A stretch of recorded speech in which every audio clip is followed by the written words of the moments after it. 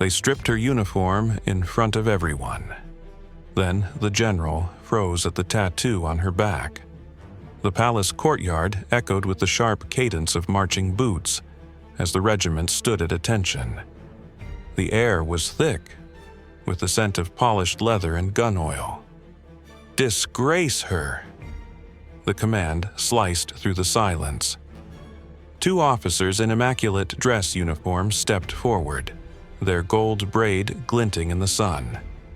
Captain Elara Voss didn't flinch as their hands seized the epaulets of her jacket, but when the fabric tore away, revealing the snarling wolf tattoo spanning her shoulder blades, hyper-realistic, its golden eyes seeming to lock onto the general's, the entire formation stiffened. The wolf stared where she could not, and the man who'd ordered her humiliation, he looked like he'd seen a ghost. This wasn't just a court-martial. The wolf had been a warning, a legacy, and as the general's shout died in his throat, Elara knew this symbol tied her to something far older than the military's rules, something the ornate palace walls had witnessed before. Elara had always been the perfect soldier, hair scraped back in a regulation bun, boots gleaming, every salute crisp enough to cut glass. The daughter of a disgraced Special Forces operative, she'd spent a lifetime outrunning whispers of treason. But the wolf, that was her father's last gift. When they come for you, he'd said the night before they took him, "This will be your weapon." The accusation came at dawn, leaking classified intelligence. They'd planted evidence in her quarters. As they dragged her through the palace gates, she caught the general's smirk and understood.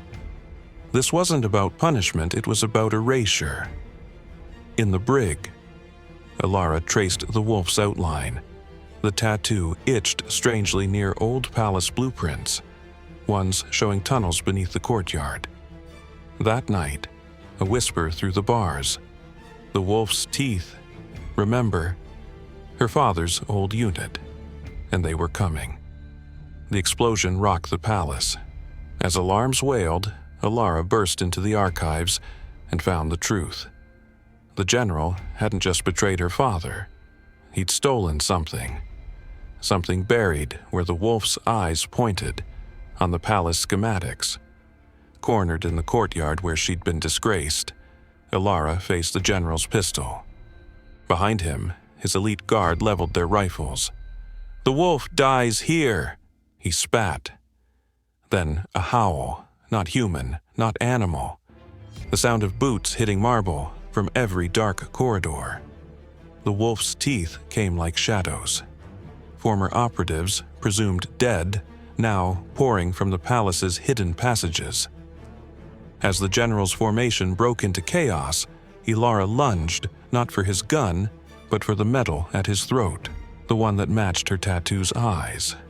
"You stole their honor," she hissed. "Now they're taking it back." Dawn painted the palace red.